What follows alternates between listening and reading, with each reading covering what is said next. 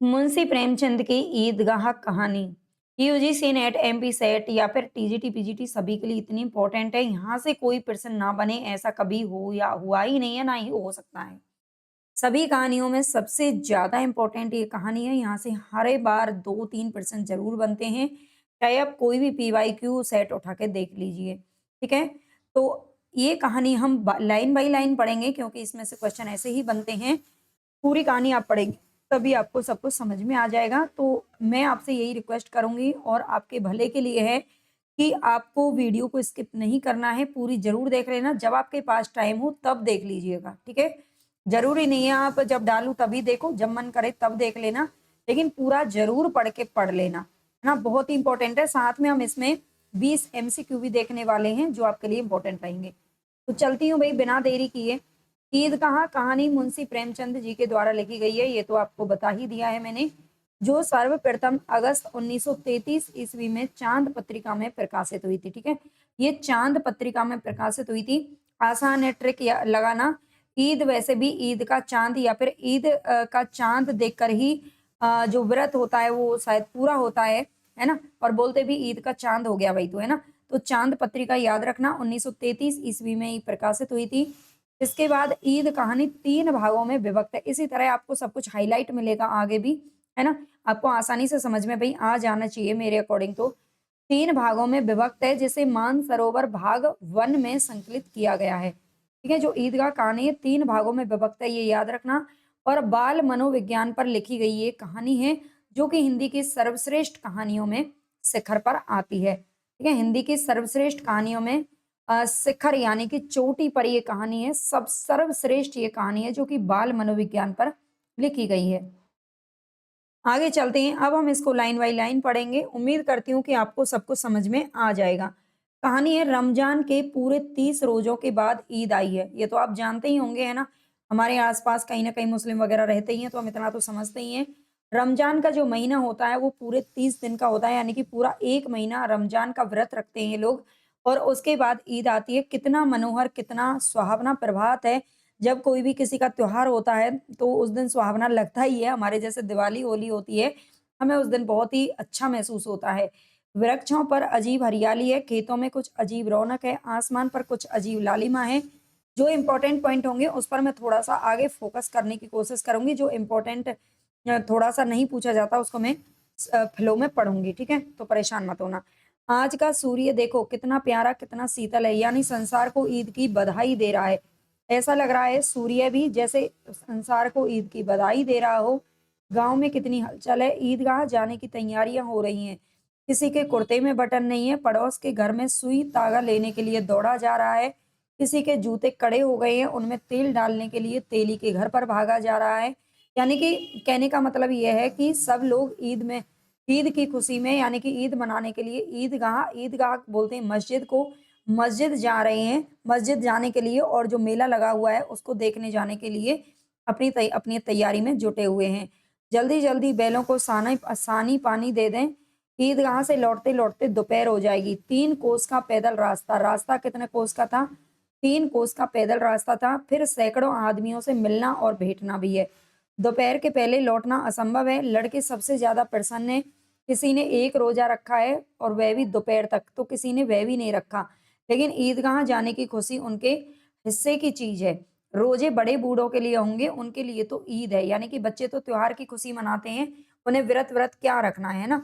रोज़ ईद का नाम रटते थे, आज वे आ गई। अब जल्दी पड़ी है कि लोग ईदगाह क्यों नहीं चलते? इन्हें गृहस्थी की चिंताओं से क्या लेना-देना है? सेवइयों के लिए दूध और शक्कर घर में है या नहीं, इनकी बला से ये तो सेवइयाँ खाएँगे। यानी कि बच्चे ये बताया गया है इसमें कि जो बच्चे हैं ना, उन्हें किसी चीज़ की चिंता-फ़िक्र नहीं होती है। उन्हें गृहस्थी कैसे चलती है, किसकी घर में क्या चीज़ है, नहीं है, पैसा है या नहीं है ना? उन्हें इन सब चीज़ों से क्या ही लेना-देना है। तो ये यहाँ पर बताते हैं प्रेमचंद जी, है ना? सेवइयाँ तो आप जानते हैं, अच्छे से समझते होंगे कि जो सेवइयाँ हैं वो इनके ईद पर बनाया जाने वाला एक पकवान है, ठीक है? दूध और सेवइयाँ जो कि मैदा वगैरह के बनते हैं शायद, वह क्या जाने कि अब्बा जान क्यों बदहवास चौधरी कायम अली के घर पर दौड़े जा रहे हैं। यानी कि बच्चों को क्या पता है कि उनके पिताजी क्यों परेशान हैं और क्यों वो चौधरी कायम अली का नाम यहाँ पर आया है। कायम अली के घर दौड़े जा रहे हैं बदहवास, यानी कि वो परेशान है। और कायम अली के घर क्यों दौड़ रहे हैं? वो कुछ ना कुछ अपना पैसा-वैसा लेने का अपना क्या बल्कि पैसा-वैसा माँगने जा रहे होंगे, है ना? उन्हें क्या खबर है कि चौधरी आज आँखें बदल दे, तो ये सारी ईद मुहर्रम हो जाएगी, ठीक है? सारी ईद जो है क्या हो जाएगी? मुहर्रम हो जाएगी। अगर चौधरी पैसा नहीं देगा, तो उनके घर में ईद नहीं मनेगी, ठीक है? ये इसमें बताया गया है। उनकी अपनी जेबों में तो कुबेर का धन भरा हुआ है। बार-बार जेब से अपना खजाना निकाल कर गिनते हैं और खुश होकर फिर रख लेते हैं। महमूद गिनता है, ठीक है? महमूद का नाम यहाँ पर आया है। महमूद गिनता है 1, 2, 10, 12, उसके पास 12 पैसे हैं। क्वेश्चन पूछा जाता है, ठीक है? पीवाईक्यू है। ये पूछा जाता है कि महमूद के पास कितने पैसे हैं? सबके पास जो अलग-अलग पैसों की संख्या है, वो आपको याद रखनी पड़ेगी, ठीक है? मोहसिन के पास 1, 2, 3, 8, 9, 15 पैसे हैं, ठीक है? मोहसिन के पास कितने पैसे हैं? तो 15 पैसे हैं। इन्हीं अनगिनती पैसों में अनगिनती चीज़ें लाएँगे, है ना? ये बच्चों के लिए बहुत सारे पैसे हैं, 12-15 पैसे उस समय पर बहुत ज़्यादा होते थे। तो इनमें बहुत सारी चीज़ वो खरीद के लेके आने वाले हैं, जैसे कि खिलौने, मिठाइयाँ, बिगुल, गेंद और जाने पता नहीं क्या-क्या खरीदेंगे जा कर के। और सबसे ज़्यादा प्रसन्न है हामिद, यानी कि सबसे ज़्यादा खुश तो कौन है? हामिद है। हामिद जो कि इसका मुख्य पात्र है, वह 4-5 साल का गरीब सूरत मोस्ट इम्पोर्टेंट है, इसकी उम्र ज़रूर याद रख लेना, ये कितना है? 4-5 साल का बच्चा है।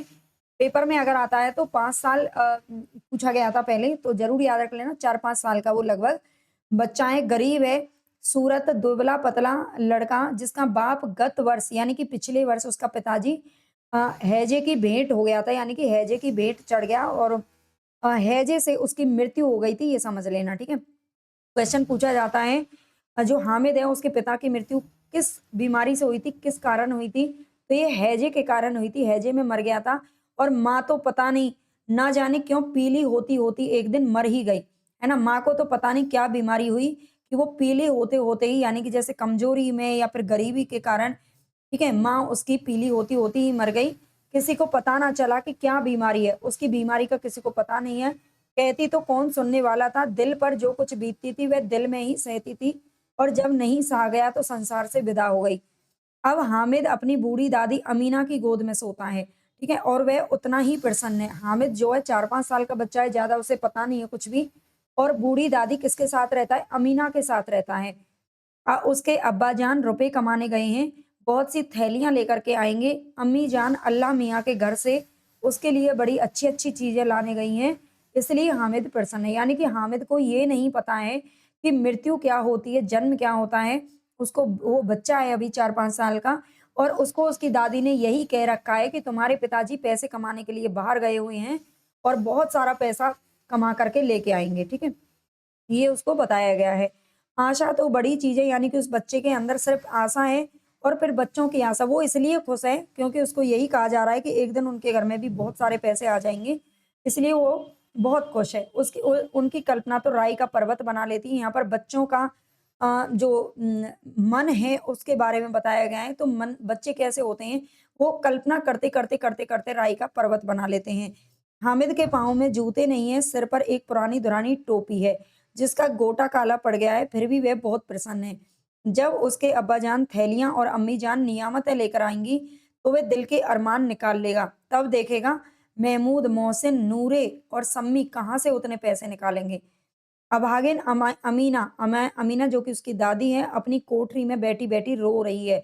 एक तो इसलिए क्योंकि उसका बेटा और बहू मतलब मौत की गाल में समा गए और दूसरा उसके पास आज इतना भी पैसा नहीं है, इतना भी घर में एक दाना नहीं है कि वो ईद का त्योहार मना सके और अपने बच्चे के लिए कुछ बना सके। वो कहती है कि आज ईद का दिन है और उसके घर में दाना नहीं, आज आबिद होता। आबिद किसका नाम है? तो उसके पिता का नाम है, हामिद के पिता का नाम। तो क्या इसी तरह ईद आती और चली जाती? इस अंधकार और निराशा में वह डूबी जा रही है। किसने बुलाया था इस निगोड़ी ईद को? यानी कि वो अपने मन में सोच रही है कि ये ईद आई क्यों? ये त्योहार आते ही क्यों हैं? है ना? गरीब इंसान और क्या करता है? यही सोच सकता है। इस घर में उसका काम नहीं, लेकिन हामिद, उसे किसी के मरने जीने से क्या मतलब? उसके अंदर प्रकाश है, बाहर आशा है। विपत्ति अपना सारा दल बल लेकर आए, हामिद की आनंद भरी चितवन उसका विध्वंस कर देगी। आगे हामिद भीतर जाकर दादी से तभी हामिद आ जाता है और अपनी दादी से कहता है, तुम डरना नहीं अम्मा, मैं सबसे पहले आऊंगा, बिल्कुल नहीं डरना। यानी कि दादी को अकेले छोड़कर घर में जा रहा है और दादी को ये हिम्मत मतलब ढाढ़स बंधाता है कि अम्मा तुम डरना नहीं घर में, है ना? मैं सबसे पहले आ जाऊँगा, बिल्कुल मत डरना।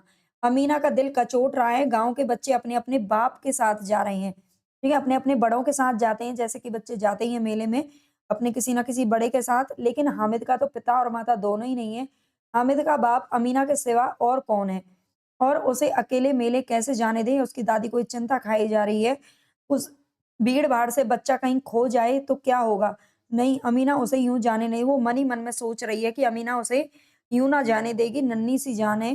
3 कोस वो चलेगा कैसे? पैर में तो छाले पड़ जाएँगे, जूते भी तो नहीं है उसके पास। वह थोड़ी-थोड़ी दूर पर उसे गोद में ले लेगी, लेकिन यहाँ सेवइयाँ कौन पकाएगा? फिर वो ये भी सोचती है कि अगर मैं इसके साथ मेले में चली जाऊँगी, तो घर पर सेवइयाँ कौन पकाएगा? पैसे होते तो लौटते-लौटते सब सामग्री जमा करके चटपट बना लेती। यहाँ तो घंटों चीज़ें जमा करते हुए लगेंगे। यानी कि वो सोचती है कि अगर पैसा होता तो बाज़ार से आती, सारा सामान ले आती, फटाफट बना लेती। लेकिन यहाँ पर तो चीज़ें माँगनी पड़ेंगी, है ना? दूसरों से। माँगे ही का तो भरोसा ठहरा, उस दिन फ़हीमन के कपड़े सिले थे, है ना? वो कपड़े सिलने का काम करती है। क्वेश्चन पूछा जाता है अमीना क्या काम कर कर के थोड़ा बहुत गुज़ारा करती थी?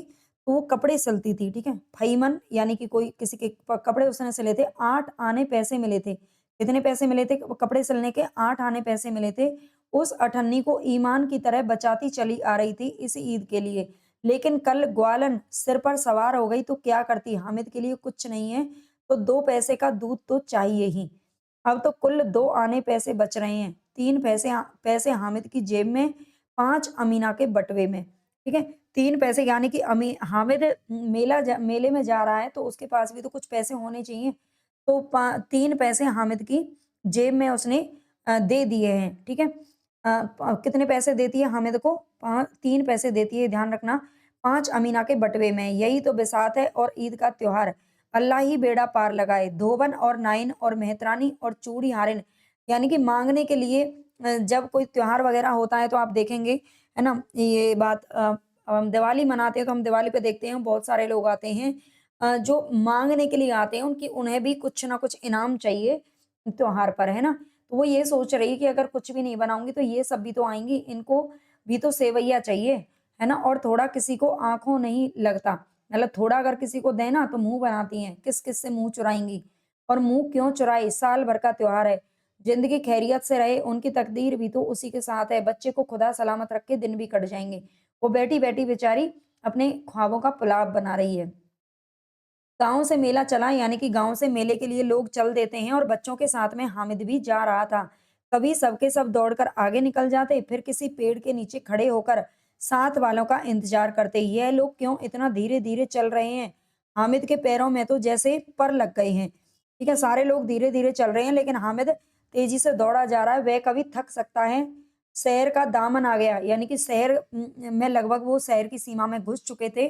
सड़क के दोनों ओर अमीरों के बगीचे हैं, ठीक है? सड़क के दोनों ओर क्या है? अमीरों के बगीचे हैं, पक्की चारदीवारी बनी हुई है, पेड़ों में आम और लीचियाँ लगी हुई हैं। कभी-कभी कोई लड़का कंकड़ी उठाकर आम पर निशाना लगाता है, ठीक है? किस पर निशाना लगाता है? आम के पेड़ पर।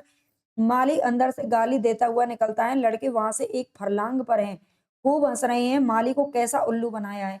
यानी कि बच्चों की शरारतें कैसे करते हैं बच्चे, है ना? सभी करते हैं ऐसे शरारतें आपने भी अपने बचपनों में की होगी और हम भी करते थे, सभी करते हैं। बड़ी-बड़ी इमारतें आने लगी यानी कि शहर शुरू हो गया और शहर की बड़ी-बड़ी बिल्डिंग दिखने लगी। यह अदालत है, वहाँ पर अदालत है, कॉलेज है, सब क्लब घर हैं। इतने बड़े कॉलेज में कितने लड़के पढ़ते होंगे, ठीक है? सब नहीं है, यह क्लब घर है, ठीक है?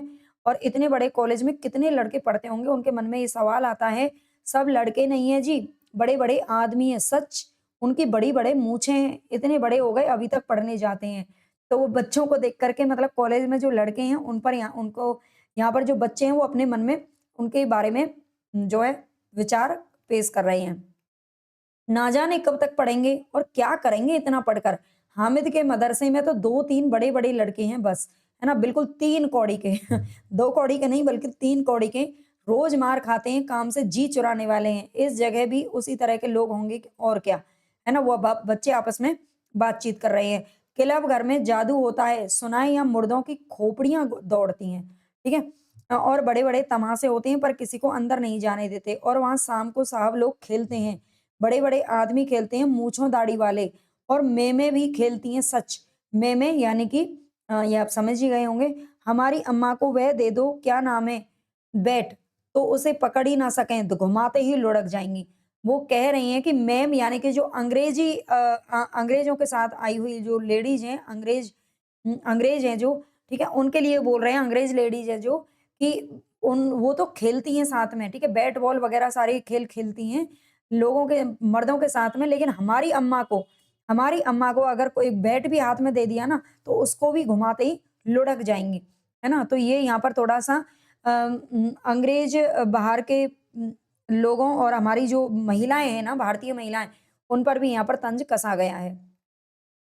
आगे हैं, उनके बारे में दिखाया गया है कि हमारी जो महिला है ना, वैसे भी अपने आप को वो पहले ही मतलब बच्चा पैदा करते ही अपने आप को ना बुड्ढा समझ लेती हैं। तो यही सबसे बड़ी बात है। महमूद ने कहा आगे महमूद कहता है कि हमारी अम्मी जान का तो हाथ काँपने लगे, अल्लाह कसम। मोहसिन कहता है चलो, मनो आटा पीस डालती हैं, है ना? आटा तो पीस लेती हैं, ज़रा-सा बैट पकड़ लेंगी तो हाथ काँपने लगेंगे। सैकड़ों घड़े पानी रोज निकालती हैं, 5 घड़े तो तेरी भैंस पी जाती है। किसी मेम को 1 घड़ा पानी भरना पड़े तो आंखों तले अंधेरा आ जाए। महमूद कहता है लेकिन दौड़ती तो नहीं, उछल कूद तो नहीं सकती, है ना? यानी कि भारतीय जो महिलाएं हैं वो उछल कूद नहीं कर सकती, खेल नहीं सकती, दौड़ नहीं सकती हैं। लेकिन जो अंग्रेज हैं वो काम नहीं कर सकती जो भारतीय महिलाएं कर सकती हैं, है ना? तो ये आदत की बात होती है। मोहसिन कहते हैं आगे, हाँ उछल कूद तो नहीं कर सकती, लेकिन उस दिन मेरी गाय खुल गई थी और चौधरी के खेत में जा पड़ी थी। अम्मा इतना तेज दौड़ी थी कि मैं भी उन्हें नहीं पकड़ सका, सच। आगे चले हलवाइयों की दुकानें शुरू हो गई, ठीक है? यहाँ पर खेल-कूद का की बातें बंद हो गई और हलवाइयों की दुकानें आज खूब सजी हुई थी, मतलब सभी की इतनी मिठाइयाँ कौन खाता है? देखो ना, एक-एक दुकान पर मनो होंगी। सुना है रात को जिन्नात आकर सब खरीद ले जाते हैं। अब्बा कहते थे कि आधी रात को एक आदमी हर दुकान पर जाता है और जितना माल बचा होता है वह तुलवा लेता है और सचमुच के रुपए देता है, बिल्कुल ऐसे ही रुपए। हामिद को यकीन नहीं आया, ऐसे रुपए जिन्नात को कहाँ से मिल जाएंगे। आगे मोहसिन कहता है जिन्नात को रुपए की क्या कमी, जिस खजाने में चाहे चले जाएं, लोहे के दरवाजे तक उन्हें रोक नहीं सकते जनाब। आप हैं किस फेर में, हीरे जवाहरात तक उनके पास रहते हैं, जिससे खुश हो गए उसे टोकरों जवाहरात दे दिए। अभी यहीं बैठे हैं, 5 मिनट में कलकत्ता पहुंच जाएंगे। यानी कि यहाँ पर जिन्न के बारे में बातें हो रही हैं। आगे हामिद फिर पूछता है कि जिन्नात क्या बहुत बड़े बड़े होते हैं। मोहसिन कहता है एक एक आसमान के बराबर होता है जी, एक एक जिन्नात जमीन पर खड़ा हो जाए तो उसका सिर आसमान से जा लगे, मगर चाहे तो एक लोटे में घुस जाए, है ना? जैसा कि बच्चों को नाटक वगैरह में या फिर रील्स में दिखाया जाता है कि जिन्न जो होते हैं वो कभी अपना शरीर बहुत विशाल कर लेते हैं, कभी बहुत सूक्ष्म रूप बना लेते हैं। तो वैसे ही बातें हैं बच्चों के जो दिमाग में घर कर गई हैं और वो वैसे ही मतलब ख़याली पुलाव पका रही हैं, ठीक है? हामिद आगे कहता है कि लोग उन्हें कैसे खुश करते होंगे? कोई मुझे ये मंत्र बता दे तो एक जिन्न को खुश मैं भी कर लूँ। आगे मोहसिन कहता है अब यह तो मैं नहीं जानता, लेकिन चौधरी साहब के काबू में बहुत से जन्नात हैं। कोई चीज़ चोरी हो जाए, चौधरी साहब उसका पता लगा देंगे और चोर का नाम भी बता देंगे। जुमेराती का बछवा उस दिन खो गया था। 3 दिन हैरान हुए, कहीं नहीं मिला। तब झक मारकर चौधरी के पास गए और चौधरी ने तुरंत बता दिया मवेशी खाने में है और वहीं पर जाकर के मिला था। जिन्नात आकर उन्हें सारे जहान की खबर दे जाते हैं। यानी कि यहाँ पर वैसे देखिए चौधरी के पास बहुत सारा पैसा है, वो ज़मींदार है और मतलब अमीर आदमी है, तो उसे सब कुछ पता होता है। उसके बारे में यहाँ पर बताया जा रहा है कि स पूरा जो कंट्रोल पावर है ना, वो चौधरी के हाथ में है। आगे अब उसकी समझ में आ गया कि चौधरी के पास क्यों इतना धन है और क्यों उनका इतना सम्मान है। आगे चले ये पुलिस लाइन है, फिर पुलिस लाइन में देखते हैं, यही सब कांस्टेबल कवायद करते हैं। रेटन, फाय, फो रात को बेचारे घूम-घूम कर पहरा देते हैं, नहीं चोरियाँ हो जाएँ, ठीक है? नहीं तो चोरियाँ हो जाएँगी। आगे मोहसिन कहता है कि ये कांस्टेबल पहरा देते हैं, मतलब वो चौंक कर के कह रहा है, कि ये कांस्टेबल पहरा देते हैं, तभी तुम बहुत जानते हो अजी हज़रत ये चोरी कराते हैं, ठीक है? वो मोहसिन का ये कहना है कि ये पहरा नहीं देते, ये तो चोरी करवाते हैं, ठीक है? यहाँ पर पुलिस व्यवस्था पर भी व्यंग्य किया गया है। शहर के जितने चोर डाकू हैं सब इनसे मिले रहते हैं, जैसा कि हमारी आम जनता भी ये सोचती है और कहते हैं। और सच क्या है ये तो ख़ैर मैं नहीं जानती, लेकिन काफ़ी हद तक हमें यही सब चीज़ें सुनने को मिलती हैं। रात को ये लोग चोरों से तो कहते हैं चोरी करो और आप दूसरे मोहल्ले में जाकर जागते रहो, इस तरह से पुकार करते हैं। जब भी इन लोगों के पास इतने रुपए आते हैं, मेरे मामू एक थाने में कांस्टेबल हैं। मोहसिन कहता है कि मेरे मोहसिन के जो मामू हैं, वो थाने में कांस्टेबल हैं। उनकी जो सैलरी है वो कितनी है? ₹20 महीने। ये ₹20 उनको मिलते हैं, लेकिन ₹50 घर भेजते हैं। अब आप समझ सकते हैं वो क्या करते हैं, कहाँ से कमाते हैं, ठीक है? अल्लाह कसम मैंने एक बार पूछा था कि मामू आप इतने रुपए कहाँ से लेके आते हो, कहाँ से पाते हो? तो हँसकर कहने लगे बेटा अल्लाह देता है। फिर आप ही बोले हम लोग चाहें तो एक दिन में लाखों मार लाएँ, ठीक है? एक दिन में लाखों मार लाएँ, यानी कि यहाँ पर रिश्वतखोरी, भ्रष्टाचारी पर व्यंग्य किया गया है लेखक के द्वारा। आगे हम तो इतना ही लेते हैं जिसमें अपनी बदनामी ना हो और नौकरी ना चली जाए, है ना? हामिद ने पूछा ये लोग चोरी करवाते हैं तो कोई इन्हें पकड़ता क्यों नहीं है? मोहसिन उसकी नादानी पर दया दिखा करके बोला अरे पागल, इन्हें कौन पकड़ेगा? पकड़ने वाले तो ये खुद लोग हैं, ये लोग खुद हैं, है ना? लेकिन अल्लाह इन्हें सजा भी खूब देता है, हराम का माल हराम में ही जाता है। ठीक है? यहाँ पर ये बताया गया है भई रिश्वत खोरी जो भी करते हैं उनको थोड़ा-सा डराने की कोशिश की है लेखक ने, कि हराम का माल तो हराम में ही जाता है। थोड़े ही दिन हुए मामू के घर में आग लग गई। ठीक है? जो मामू खूब पैसे कमा-कमा करके रिश्वत ले रहा था, उसके घर में क्या हुआ आग लग गई मतलब कोई उन्हें पकड़ तो नहीं पाया, लेकिन भगवान ने तो सज़ा दी ना। सारी लेई पूँजी जल गई, जो कुछ उसकी जमा पूँजी थी सब जल गई, एक बर्तन तक नहीं बचा घर में। कई दिन पेड़ के नीचे सोना पड़ा, अल्लाह कसम पेड़ के नीचे। फिर ना जाने कहाँ से 100 कर्ज़ लेके आए तो बर्तन भांडे खरीदे, ठीक है? फिर उसे क्या करना पड़ गया 100 यानी कि ₹100 कर्ज़ के लेने पड़ गए, है ना? तो जैसी करनी वैसी भरनी, यहाँ पर लेखक का यही कहना है। आगे हामिद कहता है 100 तो 50 से ज़्यादा होते हैं, कि मतलब छोटा बच्चा है उसको नहीं पता है ₹100 50 से ज़्यादा होते हैं क्या? कहाँ 50 कहाँ 100 50 एक थैली भर होता है, 100 तो 2 थैलियों में भी ना आए, ठीक है? हामिद है अब बस्ती घनी होने लगी, ठीक है? अब बस्ती घनी होने लगी यानी कि थोड़ा और आगे वो पहुँच गए थे शहर में, तो उन्हें थोड़ी भीड़-भाड़ और ज़्यादा मिली। ईदगाह जाने वाले की टोलियाँ नज़र आने लगी, एक से एक भड़कीले वस्त्र पहने हुए, ठीक है? भड़कीले वस्त्र यानी कि चमक-धमक के वस्त्र पहन रखे थे, कोई इक्के ताँगे पर सवार होकर, कोई मोटर का, सभी इत्र में बसे, सभी के दिलों में उमंग।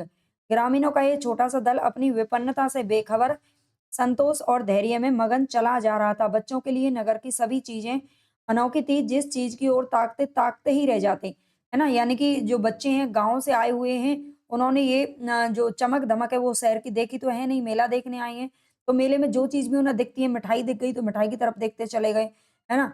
कोई और खिलौना दिख गया तो उसकी तरफ देखते चले गए और पीछे से बराबर हॉर्न की आवाज़ होने पर भी नहीं चेतते। मतलब हॉर्न भी अगर कोई बजाए ना तो बच्चे इतना खो रहे थे उन चीज़ों में कि उनको ध्यान ही नहीं था। हामिद तो मोटर के नीचे जाते-जाते बचा था। आगे है सहसा ईदगाह नज़र आया। ईदगाह का अर्थ मैं आपको पहले भी बता चुकी हूँ, ईदगाह का अर्थ होता है मस्जिद, ठीक है? ईदगाह किसको बोलते हैं? मस्जिद को बोलते हैं। अचानक से उनको ईदगाह नज़र आ गया, ऊपर इमली के घने वृक्षों की छाया है। इमली के घने वृक्ष, ठीक है? किसके वृक्ष हैं? इमली के हैं, याद रखना ये पॉइंट। नीचे पक्का फर्श है जिस पर जाजिम बिछा हुआ है और रोज़ेदारों की पंक्तियाँ एक के पीछे एक ना जाने कहाँ तक चली गई हैं, पक्के जगत के नीचे तक जहाँ जाजिम भी नहीं है। नए आने वाले आकर पीछे की कतार में खड़े हो जाते हैं, जो नए आते जा रहे हैं, वो पीछे की पंक्ति में खड़े हो रहे हैं, आगे अब जगह नहीं है। यहाँ कोई धन और पद नहीं देखता, ठीक है? मंदिर मस्जिद में कोई भी धन और पद नहीं देखा जाता। इस्लाम की निगाह में सब बराबर हैं, है ना? ये भी यहाँ पर कहा गया है मुंशी प्रेमचंद के द्वारा ये पंक्ति है कि इस्लाम की निगाह में सब बराबर हैं। वैसे तो सभी देखो भगवान की नज़रों में तो सब कुछ बराबर ही है, लेकिन बराबर कहाँ मानते हैं, है ना? अमीरों की अपनी एक अलग ही पहचान होती है और गरीबों की नहीं होती है। आप मंदिर मस्जिद में भी जाओगे ना तो जिसने सूट-बूट और ये पहन रखा है आप देख लो अभी भी, है ना? हम तो देखते ही हैं, जो बड़े-बड़े एक्टर लोग होते हैं, वो होते हैं चाहे बागेश्वर धाम से, चाहे प्रेमानंद महाराज जी हों, चाहे कोई भी हो, उनसे जाकर के सीधा मिल सकते हैं। लेकिन हम लोगों को कहाँ मिलने दिया जाता है ना? वैसे मैं मिलने नहीं जाती कभी किसी से, ठीक है? मैं तो अपने घर में ही रहती हूँ। कर्म करो, फल की इच्छा ना करो बस। हमारा तो ये है हम किसी से मिलते नहीं हैं। लेकिन मैं बता रही हूँ आपको केवल यही एग्ज़ाम्पल है, हम आप लोग जाएँगे तो हमें नहीं मिलने दिया जाएगा। ठीक है? तो बहुत अंतर है। ये अंतर सिर्फ़ इंसानों ने बना दिया है। इन ग्रामीणों ने भी वजूद किया और पिछली पंक्ति में खड़े हो गए। वज़ू किया यानी कि भगवान की पूजा आराधना कुछ किया होगा। कितना सुंदर संचालन है, कितनी सुंदर व्यवस्था है। लाखों सिर एक साथ सिजदे में झुक जाते हैं, फिर सबके साथ एक साथ उठ जाते हैं। ये नमाज़ पढ़ने की प्रक्रिया है, एक साथ झुकते हैं और एक साथ घुटनों के बल बैठ जाते हैं। कई बार यही क्रिया होती है जैसे कि मुस्लिमों की ईद पर क्रिया होती है, वो सब यहाँ पर बताई गई है। बिजली की लाखों बत्तियाँ एक साथ प्रदीप्त हों और एक साथ बुझ जाएँ और यही क्रम चलता रहे। कितना अपूर्व दृश्य था जिसकी सामूहिक क्रियाएँ, विस्तार और अनंतता हृदय को श्रद्धा, गर्व और आत्म आनंद से भर देती थी। मानो भ्रातृत्व का एक सूत्र इन समस्त आत्माओं को एक लड़ी में पिरोए हुए है। आगे दूसरा अंक होता है, नमाज खत्म हो गई है, यहाँ पर लोग आपस में गले मिल रहे हैं, मिठाई और खिलौने की दुकान पर धावा बोल देते हैं, ठीक है। नमाज पढ़ने के बाद में फिर क्या होता है, बच्चों का मेले में घूमना फिरना शुरू हो जाता है। ग्रामीणों का यह दल इस विषय में बालकों से कम उत्साही नहीं है। यह देखो हिंडोला है, एक पैसा देकर चढ़ जाओ, कभी आसमान पर जाते हुए मालूम होंगे तो कभी जमीन पर गिरते हुए। ये चरखी है, ठीक है, अलग-अलग चीज़ों को लोग बाग यहाँ पर बच्चे देख रहे हैं। लकड़ी के हाथी, घोड़े, ऊँट छड़ों में लटके हुए हैं। एक पैसा देकर बैठ जाओ और 25 चक्करों का मज़ा ले लो। महमूद और मोहसिन और नूरे और सम्मी जो बच्चे थे गाँव से आए थे, घोड़ों और ऊँटों पर बैठते हैं। हामिद दूर खड़ा हुआ है, ठीक है। हामिद नहीं बैठता है, बाकी बच्चे बैठते हैं क्योंकि उसके पास इतने पैसे ही नहीं है, केवल 3 पैसे हैं उसके पास।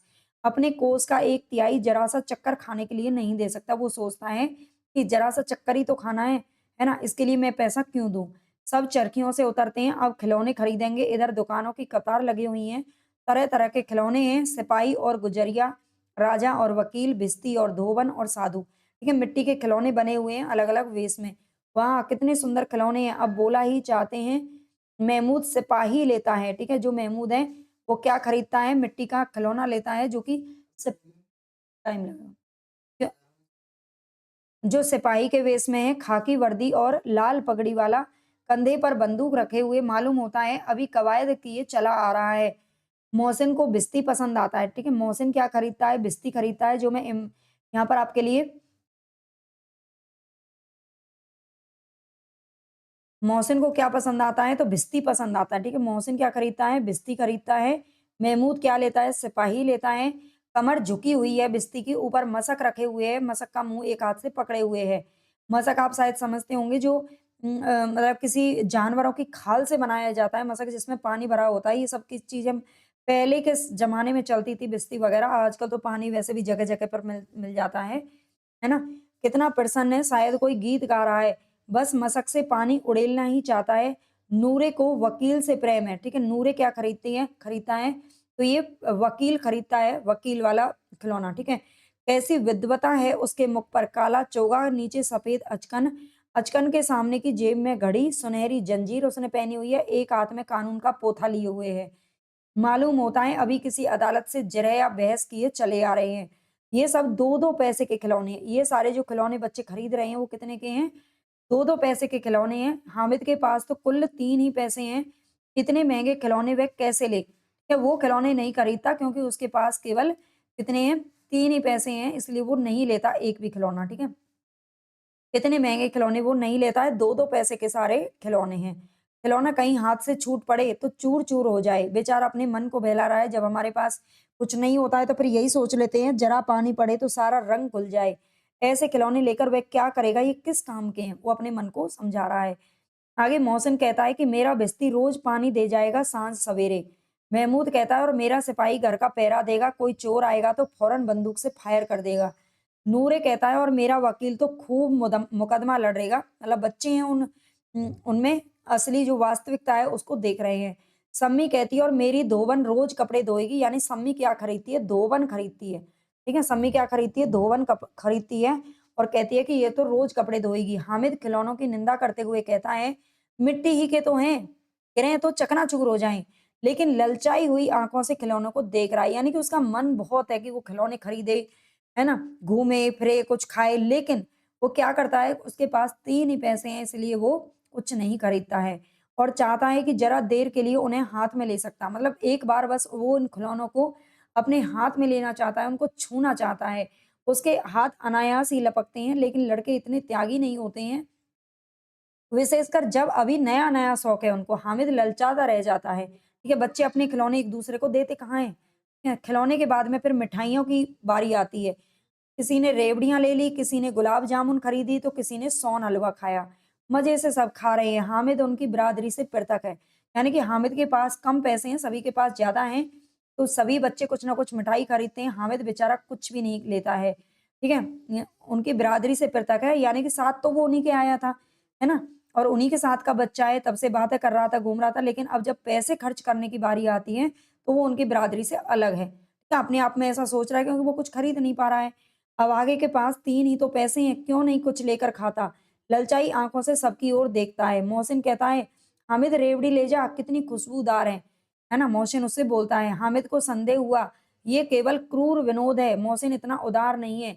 लेकिन यह जानकर भी वह उसके पास जाता है। यानी कि जो मोहसिन है वो उसने रेवड़ी खा रहा था और वो उसको चिढ़ाते हुए कहता है कि हामिद ले, तू भी क्या ले जा? रेवड़ी ले जा, है ना? मोहसिन दौने से एक रेवड़ी निकालकर हामिद की ओर बढ़ाता है।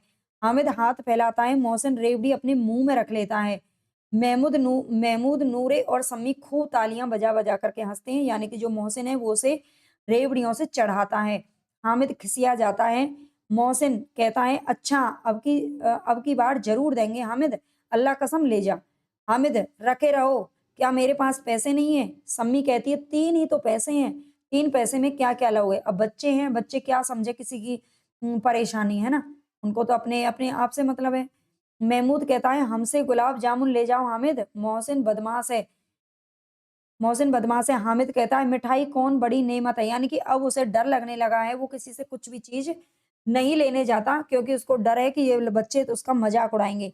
तो वो कहता है कि मिठाई कौन बड़ी नेमत है, किताब में इसकी कितनी बुराइयाँ लिखी हुई हैं। मोहसिन कहता है, "लेकिन दिल में कह रहे होंगे कि मिले तो खा लें, अपने पैसे क्यों नहीं निकालते?" है ना? तो बच्चे हैं आपस में उसको चढ़ा रहे हैं। महमूद कहता है कि हम समझते हैं इसकी चालाकी, जब हमारे सारे पैसे ये यहाँ पर जो इम्पोर्टेंट पॉइंट दिख रहे हैं ना, ये उद्धरण के तौर पर आपसे पूछे जाते हैं, पंक्तियों के तौर पर पूछे जाते हैं, किसने कहा है, तो इनको अच्छे से याद रख लेना, ठीक है? ये थोड़ी लंबी कहानी है,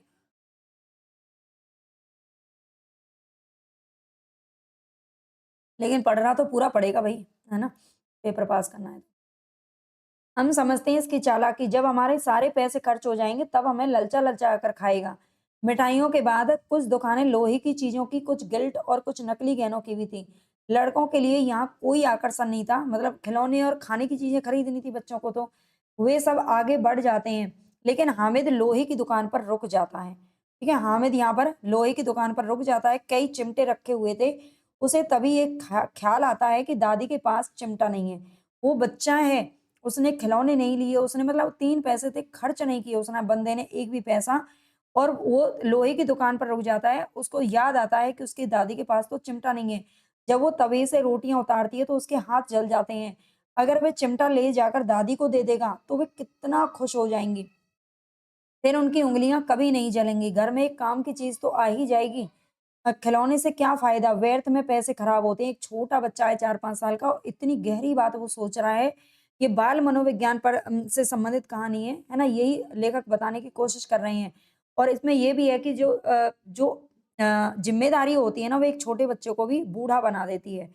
ज़रा देर ही की तो खुशी है, फिर तो खिलौने को कोई आँख उठाकर नहीं देखता। या तो घर पहुँचते-पहुँचते टूट-फूट कर बराबर हो जाएँगे। चिमटा कितने काम की चीज़ है, रोटियाँ तवे से उतार लो, चूल्हे में सेंक लो, कोई आग माँगने आए तो चटपट चूल्हे से आग निकाल कर उसे दे दो। अम्मा बेचारी को तो कहाँ फुर्सत है कि वे बाज़ार आएँ और इतने पैसे ही कहाँ मिलते हैं। रोज़ हाथ जला लेती हैं। हामिद के साथ ही सभी आगे बढ़ जाते हैं। सबील पर सबके सब शरबत पी रहे हैं। अब सारे के सारे बच्चे क्या कर रहे हैं, शरबत पी रहे हैं जा कर के, देखो सब कितने लालची हैं, इतनी मिठाइयाँ ली, मुझे किसी ने एक भी नहीं दी। हामिद ये भी सोच रहा है बेचारा, उस पर कहते हैं कि मेरे साथ खेलो, मेरा एक काम करो। अब अगर किसी ने कोई काम करने को कहा ना, तो पूछूँगा, खाएँ मिठाइयाँ? आप मुँह सड़ेगा, फोड़े फुंसियाँ निकलेंगी, आप ही ज़बान चटोरी हो जाएगी। मतलब एक छोटा बच्चा है, मतलब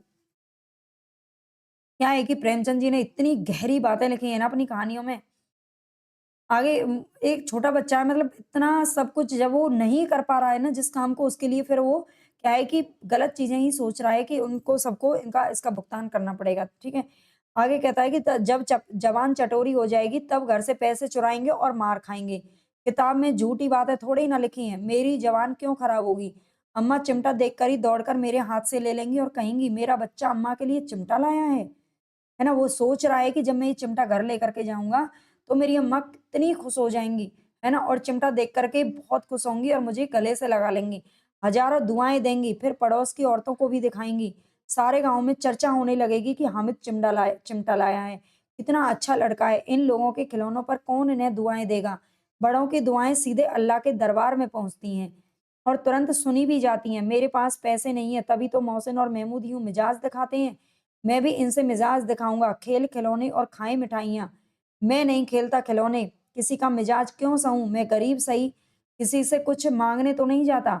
आखिर अब्बाजान कभी ना कभी तो आएँगे, यानी कि उसको ये आशा है कि उसके पिताजी आ जाएँगे, है ना? और बहुत सारे पैसे भी लाएँगे, अम्मा भी आएँगी ही। फिर इन लोगों से पूछूँगा कितने खिलौने लोगे? एक-एक को टोकरियों खिलौने दूँ और दिखा दूँ कि दोस्तों के साथ इस तरह का सलूक किया जाता है। ये नहीं कि एक पैसे पैसे की रेवड़ियाँ ली तो चढ़ा-चढ़ा कर खाने लगे। सब के सब हँसेंगे कि हामिद ने चिमटा लिया है, हँसे मेरी बला से। उसने दुकानदार से पूछा यह चिमटा कितने का है?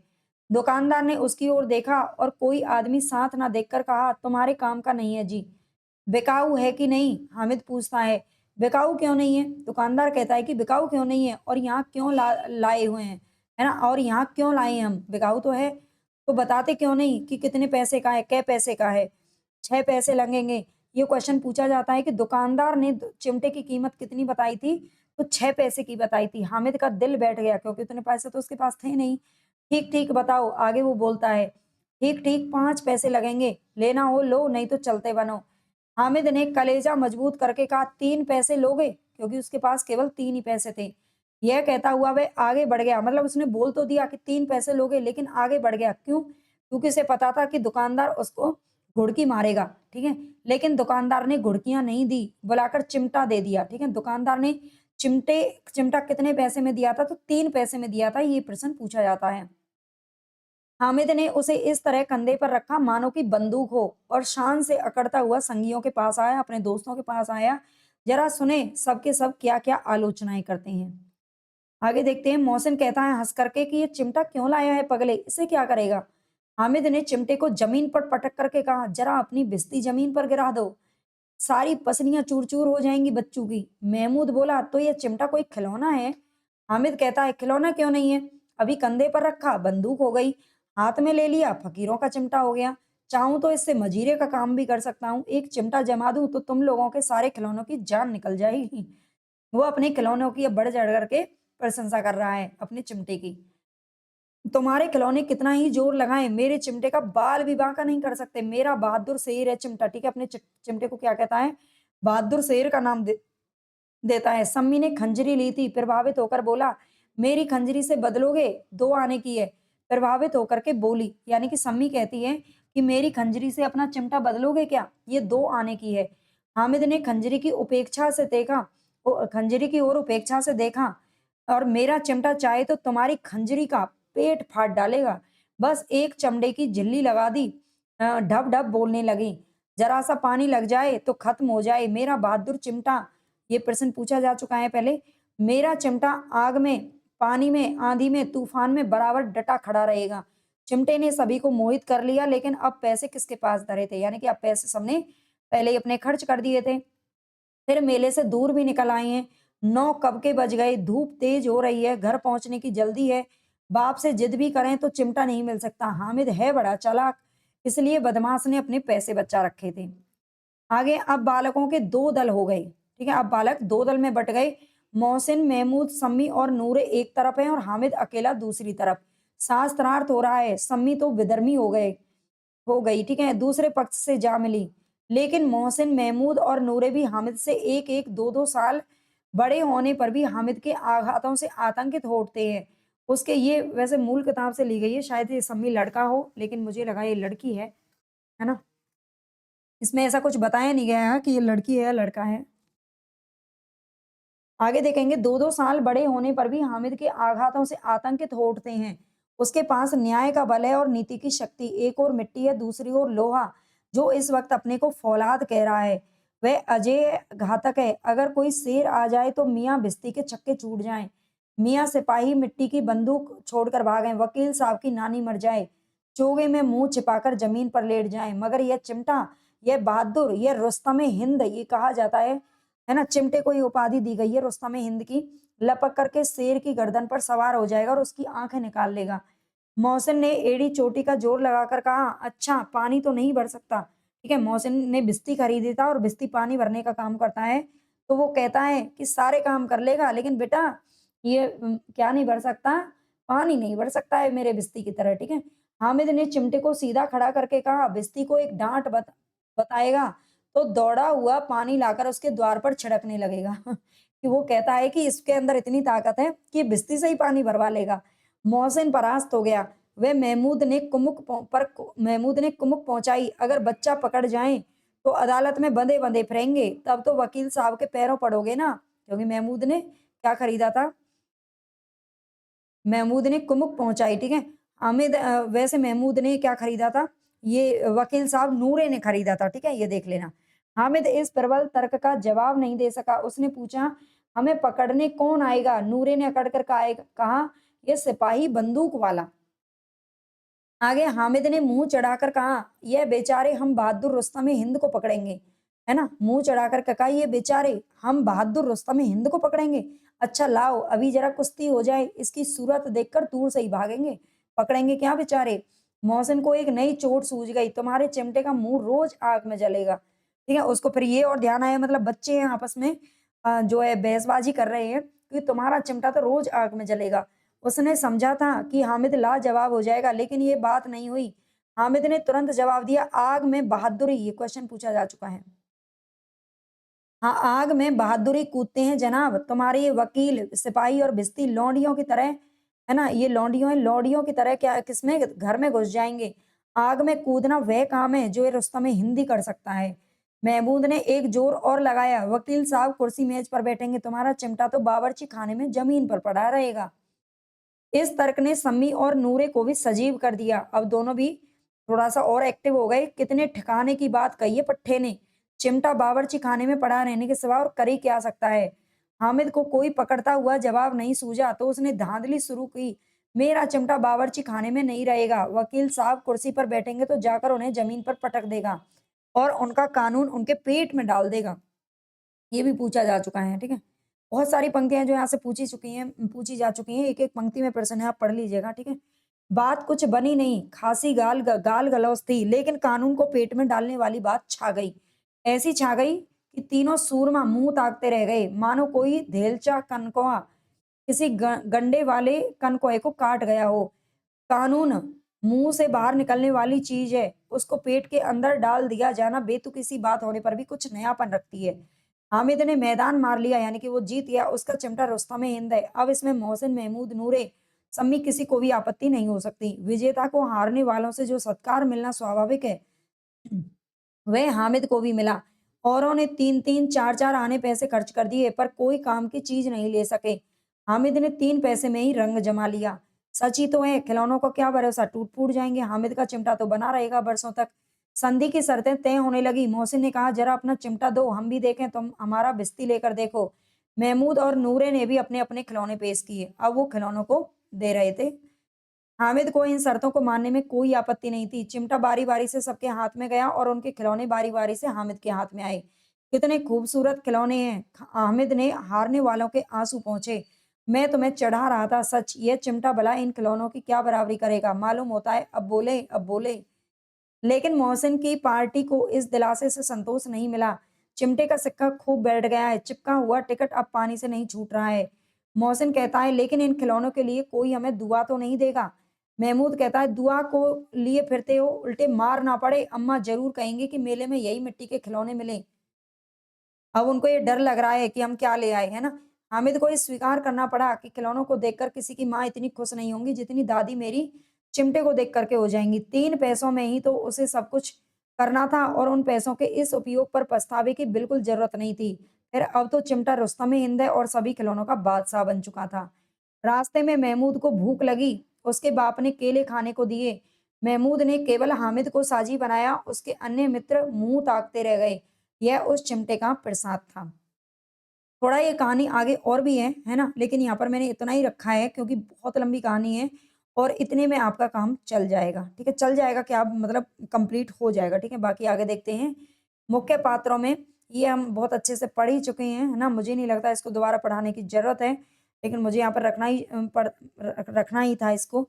4-5 साल का गरीब लड़का है, इससे इम्पोर्टेंट बातें चलो दोबारा रिपीट कर देती हूँ। उसके माता-पिता की मृत्यु हो चुकी है, दादी अमीना के साथ रहता है। मेले जाते वक़्त उसके पास 3 पैसे थे, जिनसे वह अपनी बूढ़ी दादी के लिए चिमटा लेके आता है। हामिद का चिमटा रुस्तम-ए-हिंद है और गरीबी के कारण वह समय से ही पहले ही परिपक्व हो जाता है। अमीना उसकी दादी है, विधवा औरत है जिसके पुत्र और बहू की मृत्यु हो गई थी। वह लोगों का काम-काज करके खुद का और हामिद का पालन-पोषण करती है। मोहसिन उसके पास 15 पैसे होते हैं, हामिद के साथ का ही लड़का है और ये मेले में से बिस्ती खरीदता है। नेक्स्ट आगे है बिस्ती, बिस्ती की कमर झुकी हुई है, ऊपर उसके मशक है, पानी उड़ेलना ही चाहता है। मोहसिन के मामू थाने में कांस्टेबल हैं।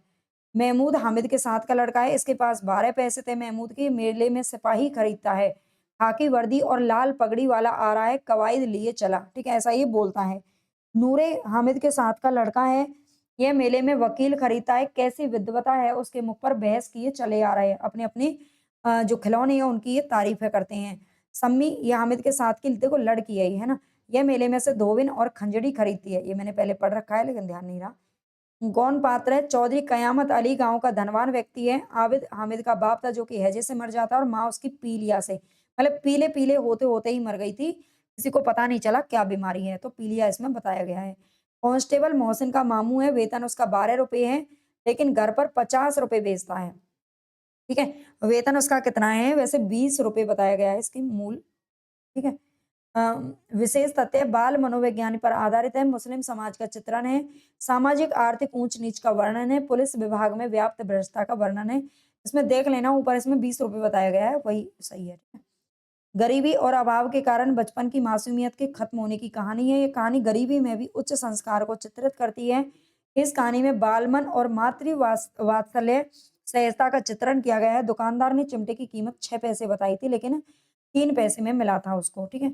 ये प्रमुख उद्धरण इसमें दे रखे हैं, तो मुझे नहीं लगता इनको दोबारा पढ़ने की ज़रूरत है। आप एक बार आप चाहें तो आप पढ़ लीजिएगा, ठीक है?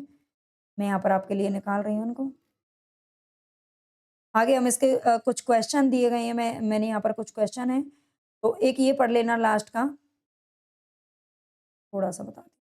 चलिए, कानून मुँह से बाहर निकलने वाली चीज़, बुढ़िया का क्रोध तुरंत स्नेह में बदल गया, ठीक है? जब वो घर ले चिमटा लेकर के पहुँचता है, तो उसकी माँ अमीना दादी पहले तो क्रोध करती है कि उसने कुछ खाया-पिया क्यों नहीं, वो सुबह से भूखा है, लेकिन तुरंत ही स्नेह में बदल जाता है और स्नेह भी वह नहीं है जो कि प्रगल्भ होता है और अपनी सारी कसक शब्दों में बिखेर देता है। यह मूक स्नेह था, खूब ठोस रस और स्वाद से भरा हुआ। बच्चे में कितना त्याग, कितना सद्भाव और कितना विवेक है, उसकी दादी ये सोच रही है। बच्चे हामिद ने बूढ़े हामिद का पार्ट खेला था। बुढ़िया अमीना बालिका अमीना बन गई थी। बाद में वह रोने लगी थी, दामन फैला करके हामिद को दुआएँ देती जा रही थी और आँसू की बड़ी-बड़ी बूँदें गिरा रही थी।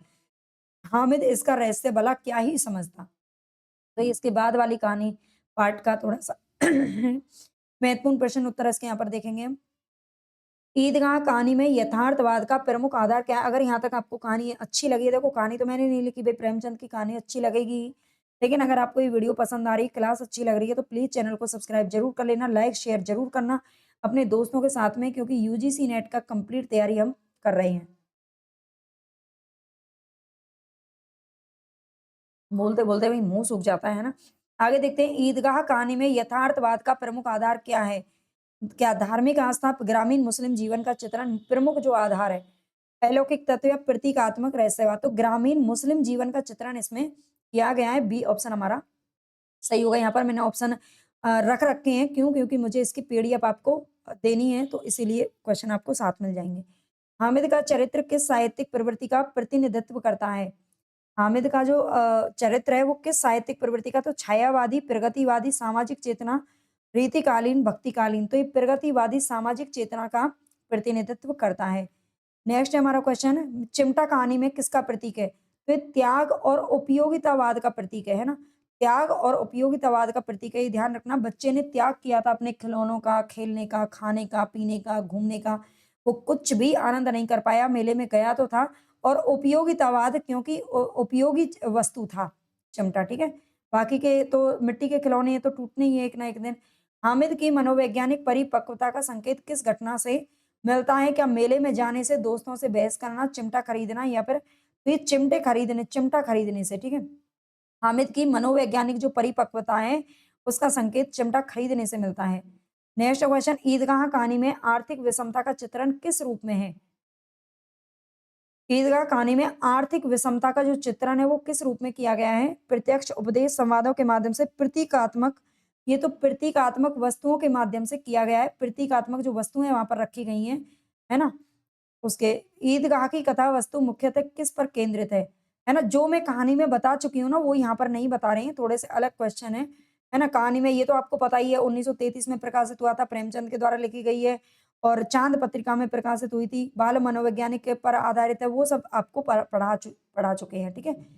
ईदगाह की कथा वस्तु मुख्यतः किस पर केंद्रित है? तो ये बाल मन की संवेदना पर केंद्रित है।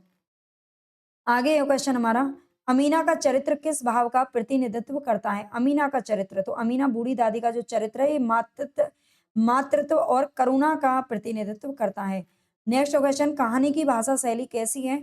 अत्यंत संस्कृत निष्ठ तो नहीं, अभी हमने पढ़ी थी ना, तो ये उर्दू मिश्रित बोलचाल की शैली है, ठीक है? उर्दू मिश्रित, इसमें उर्दू के भी कुछ शब्द आए थे, हमने देखा था ऊपर, है ना? नेक्स्ट है, ईदगाह कहानी का शिल्प मुख्यतः किस प्रकार का है? तो ईदगाह कहानी का जो शिल्प है वो मुख्यतः किस प्रकार का है? पत्रात्मक, आत्मकथात्मक, वर्णनात्मक, चित्रात्मक। तो सी ऑप्शन आई थिंक यहाँ पर सही होना चाहिए, है ना? सी ही ठीक है। प्रेमचंद की किस विशेषता का स्पष्ट दर्शन ईदगाह में होता है? तो ये होता है भाई सामाजिक यथार्थवाद, ठीक है? समाज में जो यथार्थ, जो वास्तविकता है, उसका चित्रण यहाँ पर किया गया है। हामिद के व्यवहार से कौन सा मूल्य उभर करके आता है? उपभोक्तावाद, परोपकार और कर्तव्य बोध, प्रतिस्पर्धा या विद्रोह। तो परोपकार और कर्तव्य बोध का जो मूल्य है वो यहाँ पर उभर करके आता है। नेक्स्ट है, कहानी में मेले का वातावरण किसका प्रतीक है? धार्मिक आडंबर का नहीं, बाल सुलभ आकर्षण, सामाजिक विषमता, राजनीतिक चेतना। तो ये बाल सुलभ आकर्षण है, ठीक है? बाल सुलभ आकर्षण है, यानी कि बच्चों के लिए ही चीजें थी वहां पर सारी। ईदगाह किस संग्रह में संकलित मानी जाती है? तो मानसरोवर भाग एक में, भाग एक में, अभी हमने ऊपर देखा भी था, 3 भागों में ये लिखा गया है। कहानी का प्रमुख रस कौन-सा है? कहानी का प्रमुख रस कौन-सा है? हास्य, करुण, वीर या फिर अद्भुत? तो ये करुण रस है। ठीक है, करुण रस है कहानी का। आगे देखते हैं। नेक्स्ट क्वेश्चन, हामिद के तर्क वितर्क से क्या स्पष्ट होता है? उसकी अपरिपक्वता, उसकी बुद्धिमत्ता। तो बुद्धिमत्ता उसकी क्या होती है? स्पष्ट होती है, ठीक है? जब वो बच्चों से बात कर रहा था, तो उसकी एक-एक बात में इतना वजन था ना, उसकी बुद्धिमत्ता का प्रदर्शन होता है। ईदगाह कहानी में किस तत्व की प्रधानता है? तो यथार्थ और आदर्श का समन्वय इसमें किया गया है, ठीक है? यथार्थ और आदर्श का समन्वय किया गया है। नेक्स्ट, अमीना की प्रतिक्रिया कहानी के अंत में किस रस को तीव्र करती है? तो करुण रस को तीव्र करती है। बाद में दादी रोने लग जाती है बच्चे की तरह। प्रेमचंद ने ईदगाह में किस वर्ग का चित्रण किया है? किस वर्ग का चित्रण किया है? तो इसमें आपको मध्यम वर्ग तो बिल्कुल नहीं लगाना, ये निम्न वर्ग का चित्रण इसने उन्होंने किया है। ईदगाह कहानी में बाल मन का चित्रण किस दृष्टि से महत्वपूर्ण है? ये मनोवैज्ञानिक दृष्टि से महत्वपूर्ण है। बाल मन का चित्रण करना बहुत जरूरी है। आगे है, ईदगाह का मूल संदेश क्या है? तो निस्वार्थ प्रेम और त्याग। ये निस्वार्थ प्रेम और त्याग इसका मूल संदेश है। तो 20% हमारे कंप्लीट हुए। अगर आपको अच्छी लगी वो क्लास तो बहुत अच्छी बात है ना? लाइक, सब्सक्राइब, शेयर जरूर कर देना और प्लीज हाइप कर दिया करो, है ना? और कमेंट करके ज़रूर बताना कि आपको ये क्लास कैसी लगी है। क्या आपको सभी जो गद्य विधाएँ हैं, साथ में क्वेश्चन आंसर उनके चाहिए, है ना? उनके साथ में मैं लेके ही आऊँगी 10-20 क्वेश्चन तो, है ना? सारी ऐसे ही मिलेंगी। अगर आप पेड बैच से जुड़ना चाहते हैं, पेड बैच अवेलेबल है, अगर आप जुड़ना चाहें, तो कमेंट बॉक्स में आपको लिंक दी गई है। केवल और केवल पूरा यूजीसी नेट का कोर्स ₹999 में आपको मिल जाएगा।